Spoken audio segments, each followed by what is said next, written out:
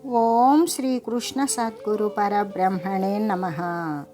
ఓం సచ్చిదానందరూపాయ కృష్ణాయ క్లిష్టహారిణే నమో వేదాంత వేద్యాయ గురవే బుద్ధిసాక్షిణే. ఓం సశంఖచక్రం సకిరీటకుండలం సపీతవస్త్రం సరసీరుహేక్షణం సహారవక్షస్థల కౌస్తుభశ్రియం నమామి విష్ణుం శిరసా చతుర్భుజం. శ్రీ మహాభాగవతము దశమస్కందము పూర్వభాగము. అయితే మీవాడు మా ఇంట్లో తగినన్ని పాలు కనబడక కోపంతో మా పిల్లలను చిమ్ముకుంటూ వచ్చాడు తల్లి. ఓ తలోదరి, వీని వంటి వాడు లోకంలో పుట్టడు. ఈరోజు దొంగిలించడానికి మా ఇంటికి వచ్చి ఉట్టి అందక రోళ్ళు పీటలు ఒకచోట ప్రోగు పెట్టాడు. ఎక్కి ఆ కుండలో చేయి పెట్టడానికి ప్రయత్నం చేశాడు. అది అందలేదు. కుండ క్రింద ఒక రంధ్రం చేసి మీ కుమారుడు దోసిళ్లతో త్రాగాడు. ఆడంజని వీరల పెరుగోడకని సుతుడు ద్రావి ఒక ఇంచుక తాగోడని మూతిం జరిమిన గోడలు మృచ్చనుచునత్త కొట్టె లతాంగి ఆడటానికని వెళ్ళి వీరి పెరుగునంతా త్రాగి నీ కొడుకు కొద్దిగా వారి కోడలు మూతికి పూసి వెళ్ళాడమ్మా. అప్పుడు ఆ అత్త కోడలు దొంగది అంటూ కొట్టింది. వారిల్లు సొచ్చి కడవల దోరంబకు నెయ్యి ద్రావి తుదినా కడవల్ వీరిట నీ సుతుండిడ వారికి వీరికి నిదొడ్డవాదయ్య సతీ. వారింట్లో దూరాడు. కడవలలో ఉన్న నెయ్యి అంతా త్రాగాడు. చివరిలో ఆ కుండలు వీరింట్లోనే పెట్టాడు. నీ కొడుకు ఇక చూసుకో, వారికి వీరికి పెద్ద తగువైంది. వేలుపులటె నా కంటెను వేలుపు మరి అవ్వడనుచు వికనగి మా వేలుపుల గోడ పైన హేలావతిని తను జుడెంగిలి చేసెన్. హేలావతి, నీ కొడుకు మా ఇంటికి వచ్చి మా గోడల మీద ఉన్న దేవతల బొమ్మలు చూసి నాకంటే వేరే దేవుడు ఎవరున్నారు అని పకపక నవ్వాడు. నవ్వి మా దేవతల గోడ మీద నీ కొడుకు ఎంగిలి పుసి వెళ్ళాడు. వెన్నది నగబొడగని మా పిన్నది అడ్డంబు వచ్చి పిరిదికి దివ్యం జన్నుడిసి పట్టి చీరను జిన్ని కుమారుండెయ్య తడు సీతాంశుముఖి.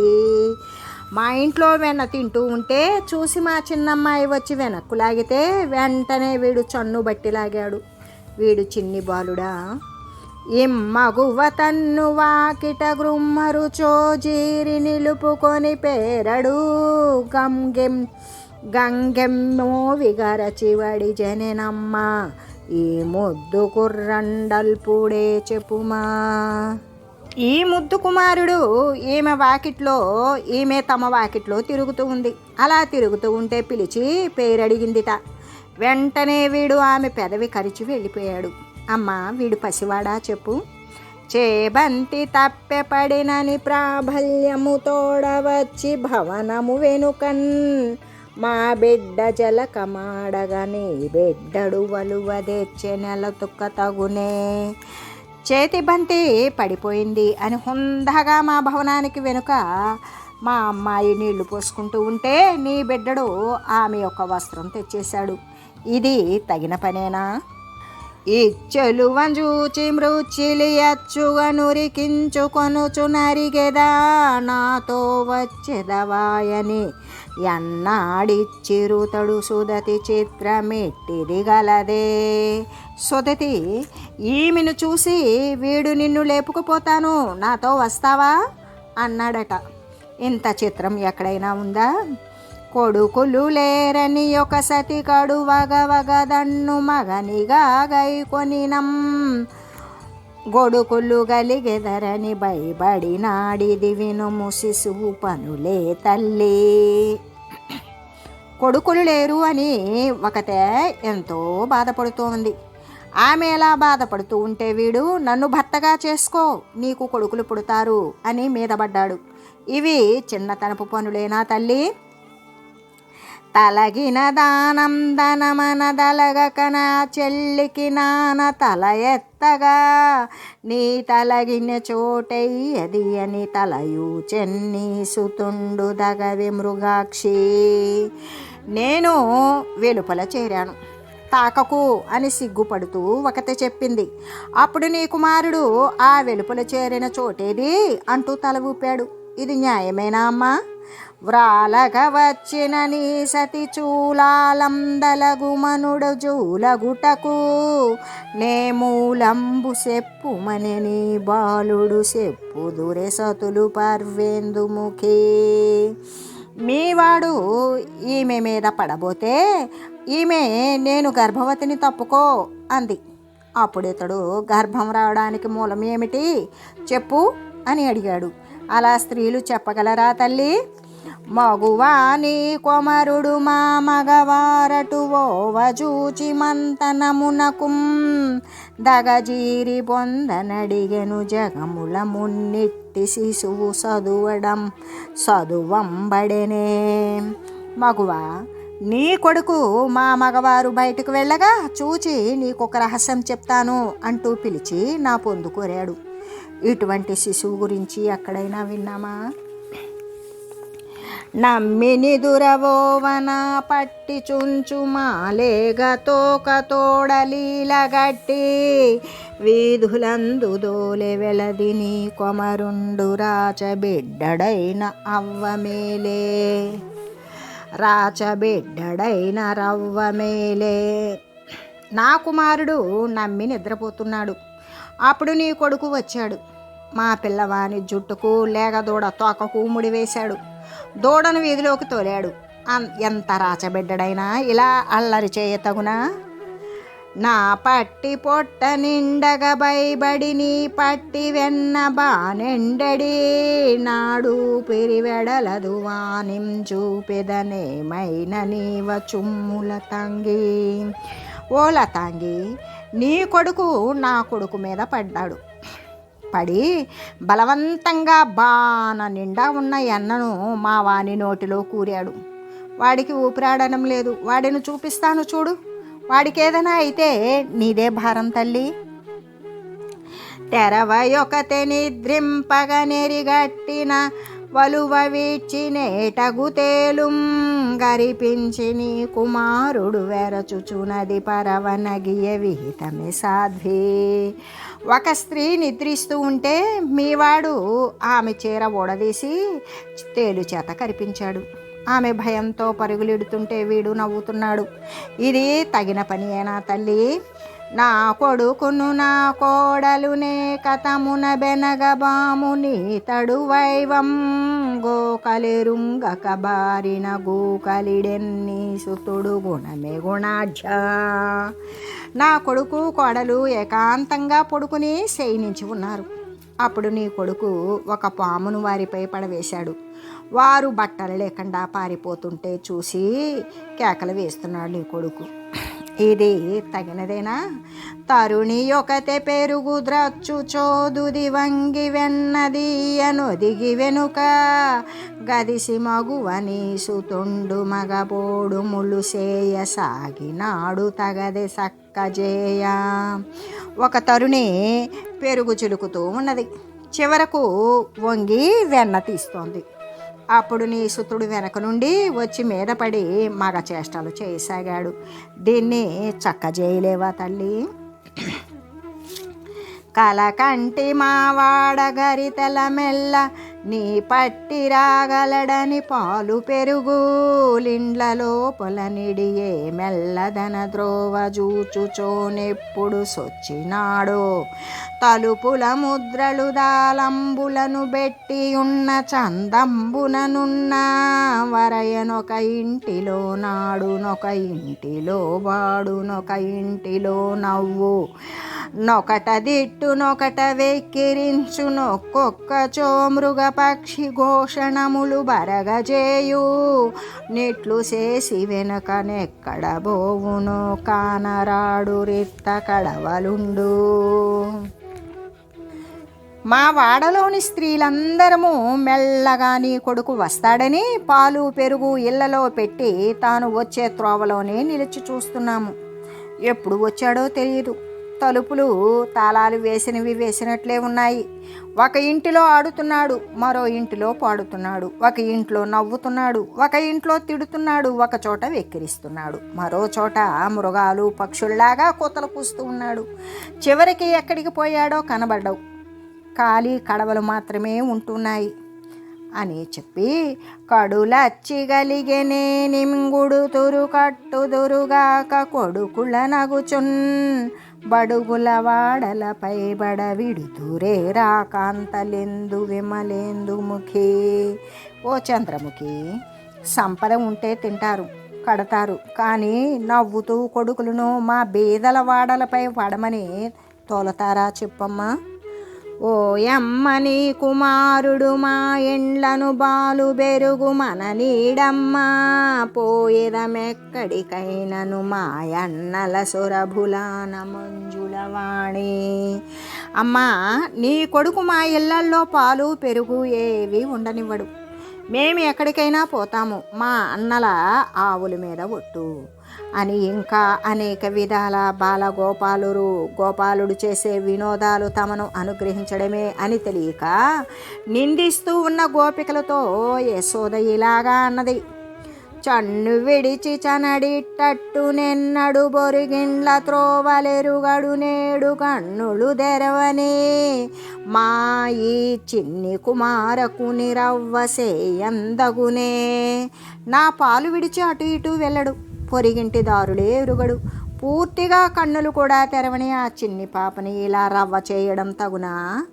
అన్యమెరుగడు తన ఎంత నాడు చుండు మంచివాడి తడెగ్గులు మానరమ్మ, రామలార త్రిలోకాభిరామలార తల్లులార గుణవతీమ తల్లులారా. ఇతరము ఏమీ ఎరుగడు, తన ఎంత తాను ఆడుకుంటాడు. చాలా మంచివాడు వీడు, చాడీలు చెప్పకండి భామలారా తల్లులారా అని ఎలాగో యశోద వారిని మెత్తబరిచి పంపివేసింది. కొడుకును కోపించలేక ఉంది. కాంతలు తల్లితో ధన వికారములెల్ల గణింప భీతుడై, శాంతుని సొంపున పరమ సాధుని బెంపున గోలమాట్కి విభ్రాంతుని కైవడిన్, జడుని భంగి కుమారకుడూరకుండెనే వింతయులేక తల్లి కుచివేదిక పైదల మోపి ఆడుచున్. స్త్రీలంతా తన తల్లితో తన వికారాలన్నీ చెబితే భయపడి శాంతునిలాగా, సాధువులాగా, తెలివి తక్కువ వానిలాగా, భ్రాంతి చెందిన వానిలాగా, మూఢునిలాగానే తల్లి హృదయం మీద తలపెట్టి ఆడుతూ కుమారుడు ఏ వింత లేకుండా ఊరుకున్నాడు. శ్రీకృష్ణుని మృద్భక్షణము,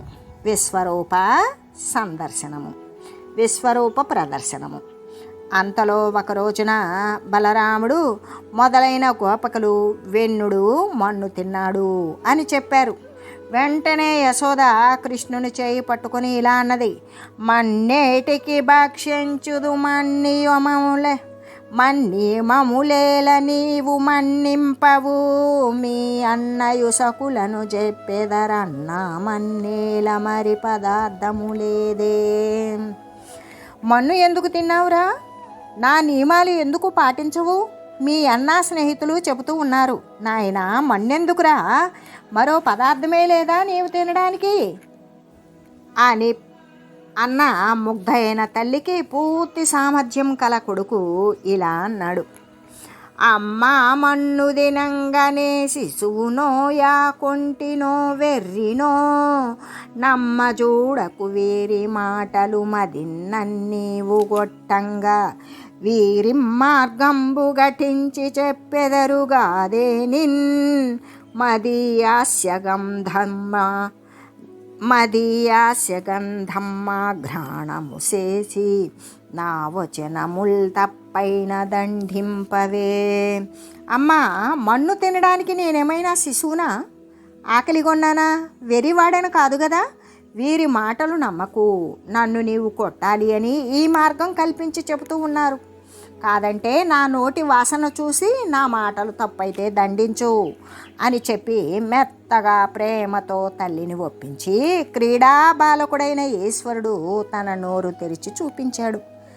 ఆ లలితాంగి కణుంగొనె బాలుని ముఖమందు జలధి పర్వతవన భూగోళ సికితరణి శశి దిక్పాలాది కరండమైన బ్రహ్మాండమున్. అప్పుడు ఆ యశోద బాలుని నోటిలో సముద్రాలు, పర్వతాలు, అడవులు, భూగోళము, అగ్ని, సూర్యచంద్రులు, దిక్పాలురు మొదలగు వారితో నిండిన బ్రహ్మాండమంతా చూసింది. చూసి కలయో వైష్ణవ మాయయో ఇతర సంకల్పార్థమో సత్యమో తలపన్నేరకయున్న దాననో యశోదాదేవిగానో పరస్థలమో బాలకుడెంత ఈతని ముఖస్తంభై యజాంఢంబు ప్రజ్వలమయుండుటకేమి హేతువో మహాశ్చర్యంబు చింతింపగన్. ఇది కలయా లేక విష్ణుమాయయా లేక ఇతరమైనటువంటి సంకల్పమేమో సత్యమో ఊహింపలేకపోతూ ఉన్నాను. నేను యశోదను కానా? ఇది పరుల యొక్క స్థలమా? ఈ బాలుడు ఎంతవాడు? ఈతని ముఖంలో బ్రహ్మాండమంతా ప్రకాశిస్తుంది. దీనికి కారణమేమిటి? ఇది ఆలోచిస్తే చాలా ఆశ్చర్యంగా ఉంది. బాలమాతృడకు సలీలుని ముఖమందు విశ్వమెల్లనెట్లు వెలసియుండు బాలు భంగినెతడు భాసిల్లుగాని సర్వాత్ముడాది విష్ణుడగుట నిజము. బాలుడై ఆడుకుంటూ ఉన్న వీని ముఖంలో విశ్వమంతా ఎలా నిలిచి ఉంటుంది? వీడు బాలుని వలె కనబడుతున్నాడు, కానీ నిజానికి ఇతడు సర్వాత్ముడు, ఆది విష్ణువు అని నిశ్చయించుకుంది. అలా నిశ్చయించుకొని ఏ మహాత్ము వలన నీ విశ్వరూపంబుగానబడిన బుద్ధి కంపమయ్యే నా మహాత్ము విష్ణు నఖిల లోకాధారుణార్తులెల్లబాయనాశ్రయింతు. ఏ మహాత్ముల వలన ఈ విశ్వరూపం కనిపిస్తే బుద్ధి కంపించిపోయిందో ఆ మహాత్ముడైన విష్ణుమూర్తిని, అఖిల లోకాలకు ఆధారమైన వానిని నా దుఃఖాలన్నీ పోవడానికి ఆశ్రయిస్తూ ఉన్నాను. నా మగడు నేను గోవులుని మందయు గోపజనులుని బాలుని నెమ్మోముననున్న విధముగనియే మరితిమిగాక ఈసుడి తడుమాకున్. నా భర్త, నేను, గోవులు, ఈ మంద, గోపకులు ఈ బాలుని ముఖంలో ఉన్నట్లుగా చూసి ఏమరపాటు పడ్డాము, కానీ నిజానికి ఇతడు మాకు ఈశ్వరుడే అని తనను పరమేశ్వరుడని తలిచే యశోదలో కృష్ణుడు వైష్ణవ మాయను కలిగించాడు. జడను పడి ఎరుక సెడియా పడతుక సర్వాత్ముడను చుబలుకకాయతనింగొడుకని తొడపై నిడుకొని కడు వేడుక తోడ మమతగా వించెన్రుపా. ఆ మాయతో జ్ఞానం నశించిపోయింది. అతడు సర్వాత్ముడని అనలేకపోయింది. అనకుండా అతనిని తొడ మీద పెట్టుకొని వేడుకతో ముద్దాడింది. ఆ మాటలు విని పరీక్షిత్ మహారాజు ఇలా అన్నాడు: జగదధీశ్వరునకు జన్నిచ్చు తల్లిగానేమి నోచునోచెని యశోదా పుత్రుడను చునవని భోషించు తండ్రిగా నందుడేమి చేసినందితాత్మ. జగదీశ్వరునికి పాలిచ్చే తల్లిగా యశోద ఏమి నోము నోచింది? కుమారుడు అంటూ భూమిపై పోషించే తండ్రిగా నందుడేవు ఎటువంటి సుకృతం చేసుకున్నాడు? ప్రబ్బిన భక్తిని హరిపై గబ్బంబులు చెప్పి కవులు కైవల్య శ్రీ కబ్బుదురట హరిపోషణ మబ్బిన తల్లిదండ్రులెచటి కబ్బుదురో తుదిన్. మిక్కిలి భక్తితో శ్రీహరి మీద కావ్యాలు చెప్పిన కవులు కైవల్యాన్ని అంటే మోక్షాన్నే పొందుతారట. మరి ఆ హరిని పోషించిన తల్లిదండ్రులు చివరికి ఏం పొందుతారో? యశోదానందుల పూర్వజన్మ వృత్తాంతము. ఆ మాటలు విని పరీక్షిత్తుతో సుఖమహర్షి ఇలా అన్నాడు: అవనీశ విను ద్రోణుడను వాడు వసువుల యందు ముఖ్యుడు ధరయతని భార్య వారినేత్తర బ్రహ్మ వసుధపై జన్మింపుడంచు బంచిన వారలతని జూచి విశ్వేశ్వరుండైన విష్ణు సేవారతి మాకిచ్చితేనిని మహిజనింతు మనవుడు నట్ల కాకని వేల్పుల పెద్దయా ద్రోణుడి నందుడై జనించే ధర యశోదయ్యదనుజేంద్ర వైరియుగమల గర్భుమాట గారవించి తల్లిదండ్రులను చుదగా వారి మన్నించినదిక భక్తి తోడనలరినిట్లు. ఓ రాజా విను, అష్టవసువులలో ద్రోణుడు ముఖ్యమైన వాడు, ముఖ్యుడు. అతని భార్య పేరు ధర. వారినిద్దరినీ కూడా బ్రహ్మ భూమి మీద జన్మించండి అని ఆజ్ఞాపించాడు. అప్పుడు వారు బ్రహ్మను చూసి విష్ణు సేవాశక్తి మాకు ఇస్తే మేము ఆ విష్ణువుపై ఉన్నటువంటి ఆ విష్ణువు యొక్క సేవను చేసే ఆసక్తి మాకు ఇస్తే మేము భూమి మీద జన్మిస్తాము అన్నారు. అలాగే అన్నాడు బ్రహ్మ. ఆ ద్రోణుడే ఈ నందుడు. ధరాదేవి యశోద అయింది. విష్ణుమూర్తి కూడా బ్రహ్మదేవుని మాట గౌరవించి తల్లిదండ్రులని వారిని మన్నించాడు. భక్తితో వీరు ఇలా అయ్యారు.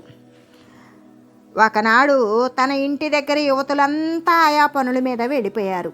అప్పుడు యశోద త్వరగా పెరుగు చిలికే స్తంభం దగ్గర కుదురు పెట్టి దాని మీద పెరుగు కుండ పెట్టింది. మిసిమీగడల మిసిమిసల మేగడ పెరుగు ఆ కుండలో పోసి చిలుకుతోంది.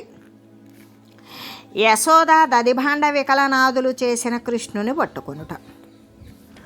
కరకమళారుణ కాంతి గవ్వపుత్రాడు పవడంపును దీప పగిది మెరయా గ్రమముతో రజ్జువాకర్షింప బాలిండు వీడ్వడియుండుంటివీక నొత్త కుచ కుంభముల మీది కొంగు జారగ జిక్కువడుచు హారావలుల్ బయలు వడగబొడమిన జమటితో బొల్పారు నెమ్మోము మంచుపై పడిన పద్మంబుదెగడ గౌనులియగ కంకణక్మణన మెసగ దురుము బిగి వేడ కన్నికాద్యుతులు మెరయా బాలు నంకించి పాడెడి పాట వలన ధరువులి గురొత్తు బెరుగింతి ధరువ చెప్ప.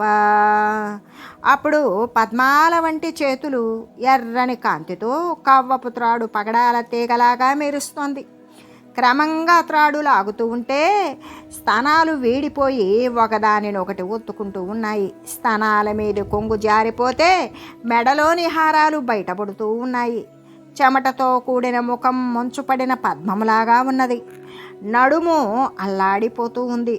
గాజులు చప్పుడు పెరుగుతోంది. కొప్పు విడిపోతోంది. చెవుల కుండలాల కాంతులు మెరుస్తూ ఉన్నాయి. బాలుని ప్రశంసిస్తూ పాడే పాట వలన చెట్లు చిగురిస్తున్నాయి. అలా యశోద పెరుగును చిరుకుతోంది. ఆ సమయంలో సుడియుచు వ్రాలుచు గిదుకుచు సడి కొట్టుచు నమ్మరమ్ము చన్నిమ్మమనుచు వెడవెడ గంతులు వైచుచు గడవ గదిసి బాలకుండు కవ్వము బుట్టెన్. అప్పుడు చిన్ని కృష్ణుడు తన తల్లి చుట్టూ తిరుగుతూ ఆమె మీద వాలుతూ మూలుగుతూ నిందిస్తూ అమ్మా రా అంటూ పాలిమ్మంటూ పెద్దగా గంతులు వేస్తూ పెరుగు కడవ దగ్గరకు వచ్చి కవ్వం పట్టుకున్నాడు. కవ్వము బట్టిన ప్రియసుతు నవ్వనరుహనేత్ర దిగిచి అంకతలమునన్ నవ్వుచు నిడుకొని కూకటి దూవుచు జన్నిచ్చెనతడు దూటుచు గుడిచెన్.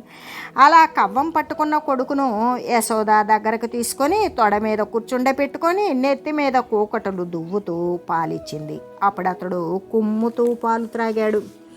కడుపారం జనుబాలు ద్రావణి సుతుంగజాక్షి సుతుంకంజాక్షి పీఠంభుపై నిడి పొంగారెడు పాలుడించుటకునయ్యే గంగడబ్బాలుడే దద్బాలుడెక్కుడు కోపంబున వాడిరాత దది మత్కుంభంబువో కొట్టి తెంపడరం గుంబములోని వెన్నదిని మిథ్యా సంకుల బాష్పుడై.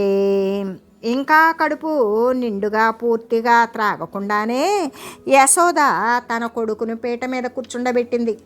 పొంగిపోయే పాలు దించడానికి వెళ్ళింది. ఆ బాలుడు చాలా కోపంతో వాడి అయిన రాతితో పెరుగు కడవను బద్దలు కొట్టేసి సాహసంతో కుండలోని వెన్న తిన్నాడు. దొంగ కన్నీరు కారుస్తూ వికచ కమల నయన వేరొక ఇంటిలో వెలయరోలు దిరుగవేసి ఎక్కి యుట్టి మీద ఉన్న నులుకుచునక కోతి పాలు సేయుచున్న బాలుని గనియే. అంతలో యశోద పొయ్యి మీద పాలు దించి వచ్చి బ్రద్దలైన పెరుగు కుండ ముక్కలు చూసింది.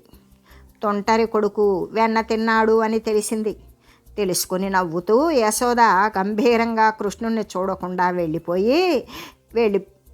యశోద మరో ఇంటిలో రోలు తిరగవేసి ఎక్కి ఉట్టి మీదున్న వెన్నను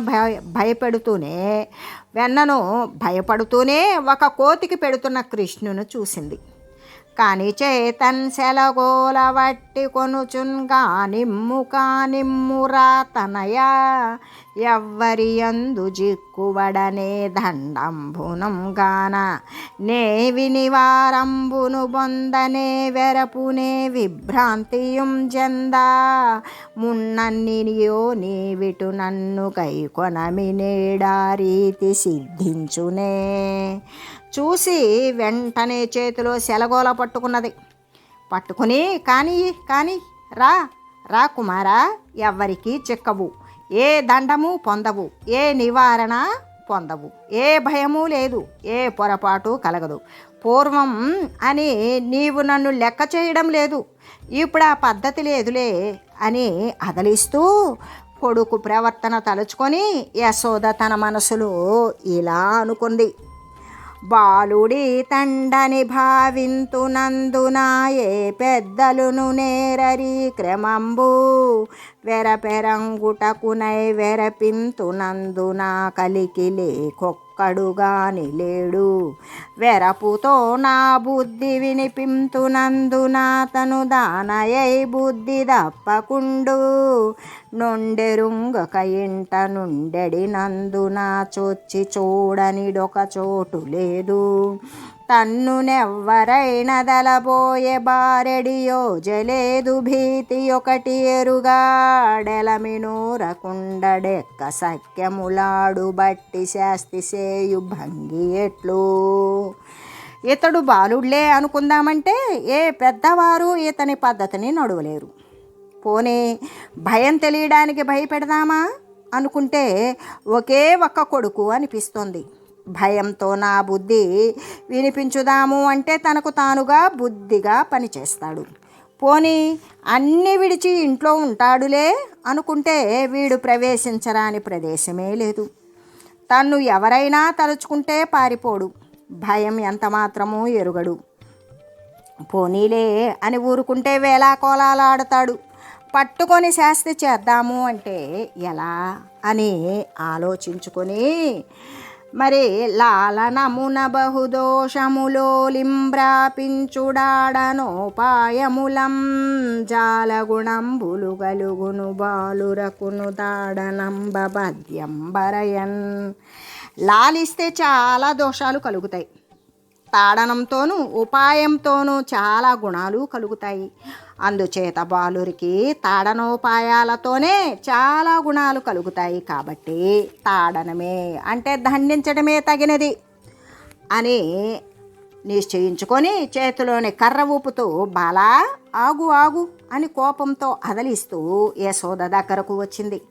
అప్పుడు ఆ కృష్ణుడు భయపడినట్లు నటిస్తూ అల్లరిమాని రోటి మీద నుండి క్రిందికి దూకాడు అని శ్రీ సుఖయోగి తెలియజేస్తూ ఓం మంగళం శ్రీ కురుక్షేత్ర రణక్షోణి విహారిణే పార్థసారథి రూపాయ గీతాచార్యాయ మంగళం. ఓం మంగళం నమోస్త్వనంతాయ సహస్రమూర్తయే సహస్రపాదాక్షి శిరోరుబాహవే సహస్రనామ్నే పురుషాయ శాశ్వతే సహస్రకోటియుగధారిణే నమః. ఓం శ్రీమతే నారాయణాయ నమః. శ్రీమన్నారాయణ చరణౌ శరణం ప్రపద్యే. హరి ఓం తత్సత్.